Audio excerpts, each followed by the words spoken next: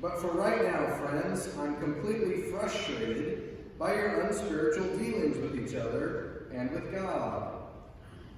You're acting like infants in relation to Christ, capable of nothing much more than nursing at the breast. Well then, I'll nurse you, since you don't seem capable of anything more, as long as you grab for what makes you feel good or makes you look important. Are you really much different than a babe at the breast, content only when everything's going your way? When one of you says, I'm on Paul's side, and another says, I'm for Apollos, aren't you being totally infantile? Who do you think Paul is anyway? Or Apollos for that matter? Servants.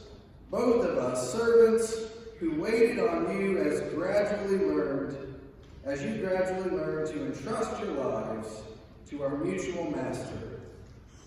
We each carried out our servant assignment. I planted the seed, Apollos watered the plants, but God made you grow. It's not the one who plants or the one who waters who is at the center of this process, but God, who makes things grow. Planting and watering are menial servant jobs at minimum wages.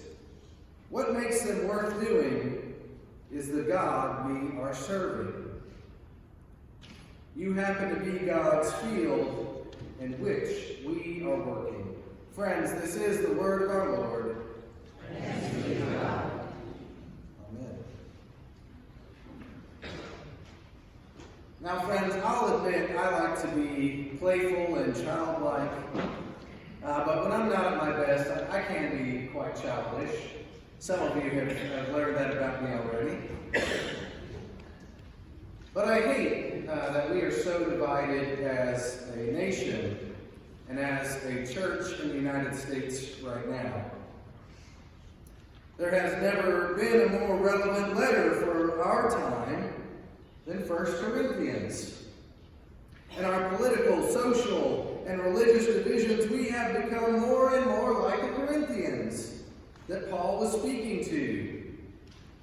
The Apostle Paul proclaims that the Corinthian church is being childish in their faith.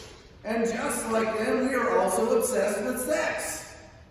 As Christians in America, sexual sins are the only ones we want to talk about. Let's get over it, folks. While idolatry, lying, gossip, and lack of Sabbath rest run rampant in our church.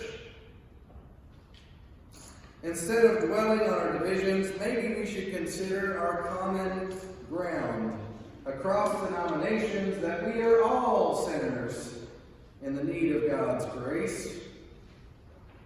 Newsflash, your pastor is a sinner. And he will not grow the church. He can't even grow up. Thank you for laughing. Just like the rest of you, I'm called to plant and water seeds of faith, while the Spirit is the one who brings growth. We are together co-workers in God's mission field, where God is the sunlight and the food that brings growth to people and communities. So God is calling each and every one of us this day to a common purpose of spreading the love of Christ through our service to one another. Well, as Christians, we enjoy fighting.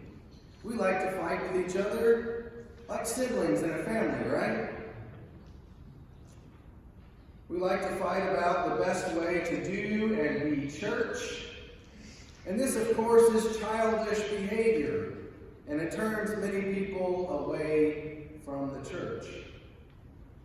Seeing the church act this way spurs many to being spiritual, but not religious, because they don't want to be part of a dysfunctional church. That being said, I like to remind people that all families are dysfunctional, and the healthier ones are the ones that will admit their dysfunction. and their church family is no different.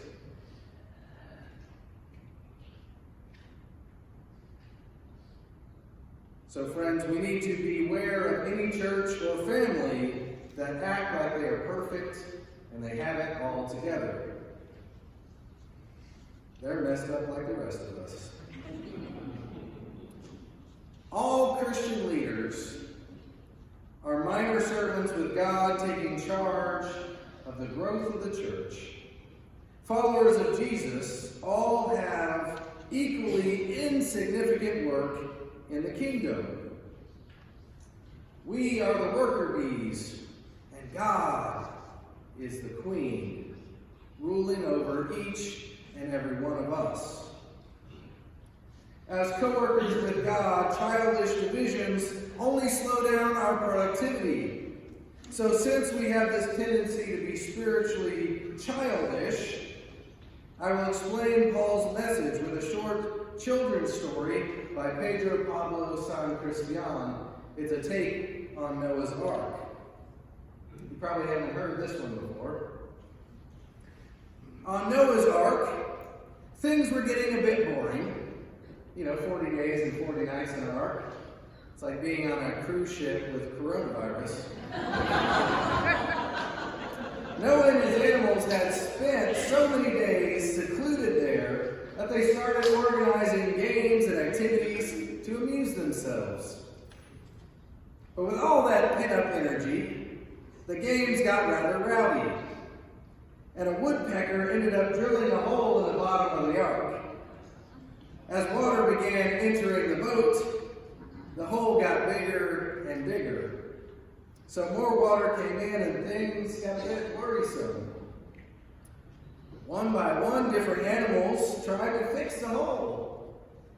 They even started getting competitive about it because everyone wanted to be that animal that saved the ark.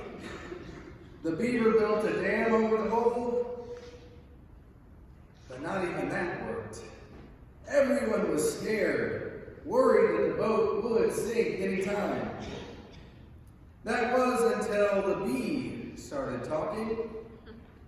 The bee explained to everyone how it was that bees always work together, as a team, each one doing the job they were best at. On hearing this, all the animals set about working together, each one playing their part by contributing their own special talent.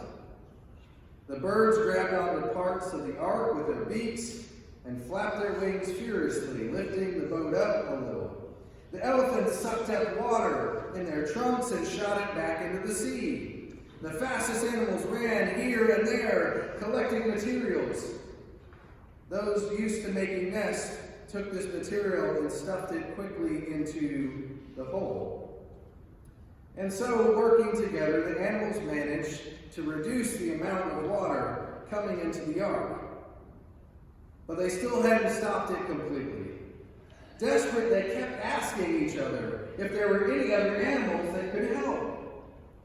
They searched and searched, but there were no other animals left in the ark. Then suddenly a little fish swam in through the hole. The animals realized that they still had not asked for help from all the sea creatures outside of the ark. They asked the little fish to go and summon, like Aquaman, all the other sea creatures to help save their boat. He swam off, and soon fish after fish arrived at the ark. And eventually a big whale showed up, and the whale pressed its great belly against the hole in the ship. And this stopped any more water entering the boat, and it gave the animals on the ark time to close up the hole. What a cute story, right? Friends, there is a hole in our ark. There's a hole in the church that we're fervently trying to work on. But sometimes it feels like we're spinning our wheels because we're not working together. We're competing against one another. Once the animals overcame their differences and stopped the silly competition, they actually are able to get something accomplished. It's a novel idea, I know. So too, the church can be more effective working together instead of against each other. Should be simple, right? Lord help us. Yet the church in every age has struggled to get along. For this very reason, Paul's reminder to the Corinthian church is still pertinent to all of us today. It is fine for us to disagree and prefer different leadership styles, but we must be able to put our differences aside and continue the work that God has laid out for each and every one of us. So how can we be co-workers with God? That seems pretty audacious. Yet, for whatever reason, God has chosen to allow flawed people to be part of the work of the kingdom. Biblical scholar Brian Peterson reminds us that the church belongs to God. The church is called to see in and through and sometimes despite the workers in the church. That God is the one who is bringing growth, maturity, and the full flowering of the seed that has been planted through the preaching and the living of the gospel. Paul planted, Apollos watered, and God made the growth happen. This means we have the responsibility to participate in the work of the kingdom, but the results come from above. We do our small part, and God takes care of the rest. I will commit to work to plant and water people, and I will pray for the Spirit to work in and through those people for growth. And I invite you to join me in this work of co-creating. We do have many divisions and differences in the American churches, but we share so much common ground. The animals on the ark pulled it together as they found out their different gifts allowed them to come up with the best solutions to their problem. Here is our common ground, folks. We follow the same Jesus who asked us to fish for people. We all sin and fall short of the glory of God, yet we are asked to work together to spread the grace of our Lord.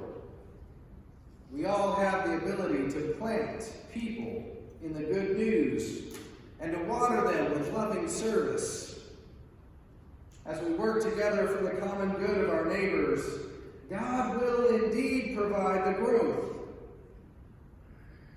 I don't know about the rest of you, but I'm ready to watch the growth take place in our dysfunctional but loving family. And I'm excited about what God is already doing here in the community of Woodhaven. The Spirit is indeed at work growing each of us to a deeper understanding of faith and giving us opportunities to share the light of Christ with others through our words and our deeds. So as we live out our common purpose of faith together, let's look for that big whale who can plug our hole. Our whale might not be from the same church as us. They might have different political beliefs. They might have been planted or watered by Pastor Jeffers at First Baptist Dallas, or maybe even Pope Francis in Rome. But as we reach across the aisle, our unity will make us stronger and much, much more efficient as Christians. God help us. Amen. Amen.